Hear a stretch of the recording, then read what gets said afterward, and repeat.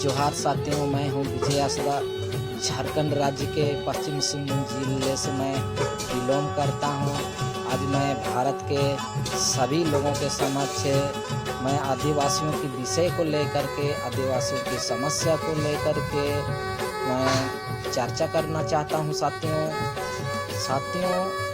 देश की आज़ादी हुई 78 साल बाद भी आदिवासियों की जल और जंगल जमीन की सुरक्षा आज भी नहीं हो पा रही है। आदिवासियों के बहुत सारी कानून रहते हुए भी, बहुत सारी सुरक्षा कवच जैसे कानून रहते हुए भी, संविधान रहते हुए भी आदिवासियों की जमीन को सुरक्षा नहीं मिल पा रही है। आदिवासियों को अपनी ज़मीन से बेदखल किया जा रहा है। आदिवासियों को अपनी ही ज़मीन से भगाया जा रहा है। यह बहुत ही गंभीर अपराध है, गंभीर समस्या है। साथियों, आदिवासी हर राजनीतिक पार्टी को वोट देती है। वोट दे करके कोई ना कोई राजनीतिक पार्टी को देश के सत्ता तक पहुंचाने का काम करती है, और वो पार्टी चुनाव जीत जाने के बाद आदिवासियों का ही शोषण करने में लग जाते हैं। आज आप लोग छत्तीसगढ़ देख लीजिए, झारखंड देख लीजिए, मध्य प्रदेश देख लीजिए, बहुत सारे भारत के अन्य अन्य राज्यों में आदिवासी इलाकों में इस प्रकार की शोषण हो रही है। साथियों, इसीलिए हम सभी को सजग रहना चाहिए, सतर्क रहना चाहिए, और इस समस्या से हम सभी को निकलने का, इस समस्या का समाधान और इस समस्या से हम लोग को हल निकलने का, या इस समस्या से हम लोग को बचने का एक ही उपाय है साथियों।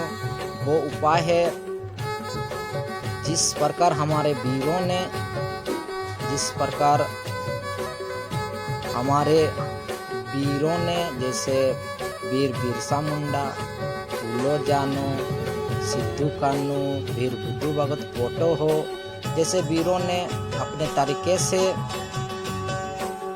संगठन बना करके, समिति बना करके अपने लोगों को जगाया और जल जंगल जमीन की रक्षा उन्होंने की। इसी तरह ही हम सभी को भी अपने अपने इलाके में, अपने अपने राज्य में आदिवासियों की संगठन बनानी चाहिए जमीन सुरक्षा को लेकर के। साथियों, हम सभी का इसी में ही भलाई है।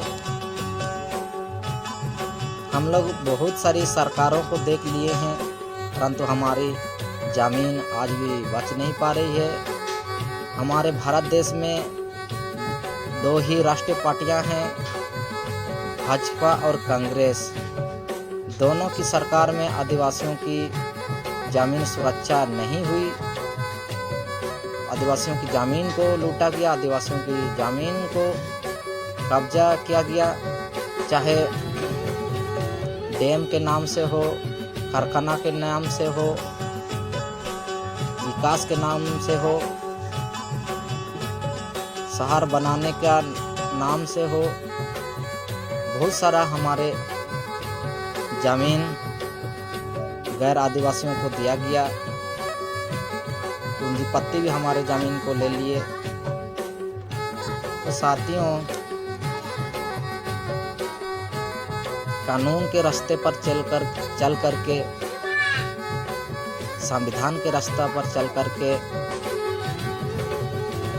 लोकतांत्रिक तरीके से हम सभी को समिति, संगठन बना करके अपनी ज़मीन को बचाने के लिए हम सबको आगे बढ़ना होगा। हम सबको कोशिश करना होगा, संघर्ष करना होगा। कहते हैं साथियों, संघर्ष ही जीवन है। बिना संघर्ष का हम लोग ज़मीन नहीं बचा पाएंगे, बिना संघर्ष का हम लोग आगे नहीं बढ़ पाएंगे। इतना ही मैं कहते हुए आज इस वीडियो में अपनी वाणी को मैं विराम करता हूँ। आप सभी साथियों को जय भीम, जय बिरसा, जय फुले, जय अम्बेडकर, जय जोहार, जय किसान, जय जवान साथियों।